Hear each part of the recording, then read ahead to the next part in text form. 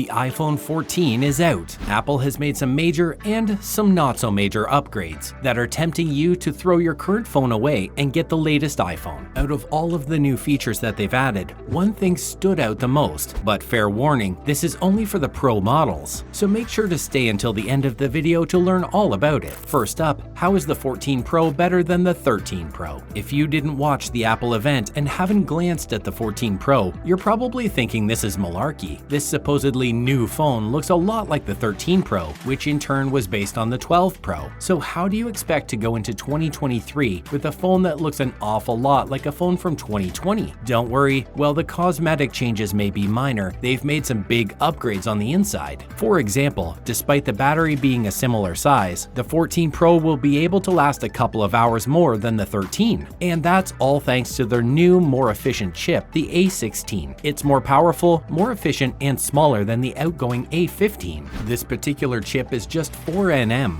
versus the 5 nm we saw before. Consequently, electrons have to travel far less, consuming lower energy. If you're looking for a phone that'll last you 2 days, then the 14 Pro Max is the way to go. And let's not forget the MVP of the Apple event, the camera. The 14 Pro models will have a 48 megapixel main sensor, which is a massive jump from last year's 12 megapixels. If Apple software could do so much with 12, we can't even picture the kinds of images this new phone will put out. They've also reduced the notch and made it into a pill. This in turn is used as a new feature called the Dynamic Island, and it will give you information on your calls, notifications, and Bluetooth connectivity. But the most significant feature is something you won't even get to use every day, hopefully: crash detection. But we'll get into that later in the video. Next up, is it still worth the upgrade? Now that we've told you all the ways the 14 Pro is better than the 13 Pro, it's up to you to decide if it's still worth the upgrade. If crash detection is the only reason you want to upgrade, then don't worry, because the Watch Series 8 will also come with it. Maybe you could just get the new watch. And both phones have amazing batteries. Plus, the screens are virtually identical. They can go up to 120 Hz. However, the 14 takes it in the bag because its refresh rate also goes all the way down to 1 Hz versus 10 Hz for the 13, saving battery life. They look the same too, so if you have an iPhone 11 or below, you can trade it in. Otherwise, you know what? Let's just wait for next year. The always-on display on the new phone is cool, but it's nothing to shell out thousands of dollars for. All in all, if you're a tech geek like us, it'll be worth it to upgrade. If you're not, then maybe use your current phone for a year or more, and then go for an upgrade. After all, Apple provides software support for 5 years, so you're in good hands. Speaking of, iOS 16 is also out, but we'll talk about it for a bit at the end of the video. Up next, the iPhone 14 can tell if you've been in a car crash and get help. We've already mentioned this feature earlier in the video, but let's dive into why it's their best feature yet. Now, if you happen to be in a car crash, your iPhone will be able to detect that, and as soon as that happens, it'll be able to call for help from the nearest emergency service provider. It will pass on information on your location as well to ensure emergency personnel reach you immediately, thus increasing your chances of survival. On top of that, it'll also let your emergency contacts know that you've been in a crash. So if these people are nearby, they can rush to the site as well to help you out, or call for help. All in all, it's a wonderful feature designed to save many lives. This is possible because of new sensors, an axis gyroscope, and a high G-force accelerometer. The California-based company has claimed that they've spent years studying impacts at crash test labs to develop this tech, and they've mainly focused on 4 main types of crashes: front, side, rear end, and rollover crashes. So you can be assured that they've done their research. And of course, information from these sensors would have been useless if it wasn't for the software. Machine learning takes in information as well as data from the phone's GPS and microphone to determine if there's been a crash. Apple has promised that this feature only runs when you're driving, and all the data is processed on the device, not on some servers. So your data is safe, hopefully. What's more, even the Apple Watch can tell if you've been in a crash. When the Apple Watch first launched, it was used as a tool to help you connect better, for you to see notifications and important updates without even using your phone. Slowly, however, the company started introducing more and more fitness features to the product, and that's where they made the best decision. The smartwatch's popularity went through the roof. Consequently, in the last couple of years, the new Apple Watch has been all about health and fitness. It's literally saved lives by detecting irregularities in people's heartbeats. All in all, the fitness community loves this, but now they've done something even greater to add to all the safety features. features. They've added crash detection to the watch as well. It will use the same mechanisms for detection that we described earlier in the video, so nothing too complicated. But it's staggering that a machine so small can measure forces up to 256 Gs. Now that's impressive, folks. The best part is that the two devices will detect crashes independent of each other. If you have either one of these devices, you're good to go. If the changes in the iPhone aren't significant enough for you, but you like to feel safe, then don't worry, a $400 watch will keep you just as safe as a $1,000 iPhone. At the end of the day, we're happy Apple is trying to make the world a safer place for all of us. Other news. There's a lot to unpack here regarding everything that happened at the Apple event, so we decided to take a minute or so to get you folks up to date with all the developments. Make sure to subscribe to our channel for more awesome videos like this. To start with, iOS 16 will be revolutionary. New iPhone, new iOS. Are you excited? Well, some folks have said that the new iOS isn't all that great. It just brings things Android already had. But hey, if we know anything about Apple, we know that rather than rushing to develop something, they wait till they can do it perfectly. So it might be emblematic of Android, but they'll do it a lot better than Google. The new iOS will have features such as the lock screen, in which you can now change the clock font